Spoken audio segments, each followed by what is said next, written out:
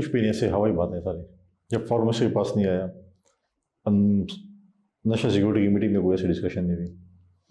और ये कहा गया हो ना कि जी अगर हम जा रहे हैं और हमें मौका दिया जाए, कि बात ही नहीं हुई। और दूसरी बात यह है कि स्टेट के साथ बात करती है। कल अगर आपको पंजाब बोले और सिंध बोले कि हम इंडिया से बात करते हैं, बलूचिस्तान बोले हम ईरान से बात करते हैं, तो और किसी की अपनी अपनी मर्जी है। ऐसी चीज़ें नहीं हो सकती, क्योंकि ये लोग ऐसे हैं कि इन्होंने पहले भी 40,000 बंदों को यहाँ पर आबाद किया, उनके दफातर खोलना चाहते थे, उनके सिंपैथेटिक थे। और कल भी उनका ना आने का जो मैं समझ सबसे बड़ा बात ये थी कि उसमें ये डिस्कशन हो रही थी कि हम क्या कर सकते हैं, क्या नहीं कर सकते, हम अमन कैसे ला सकते हैं, दहशतगर्दी कैसे ख़त्म कर सकते हैं, अपने सूबे में अपने मुल्क में कैसे अमन लोगों को रह सकते हैं चीज़ें। तो शायद वो अफोर्ड नहीं कर सकते ये बातें, इसलिए वो नहीं है।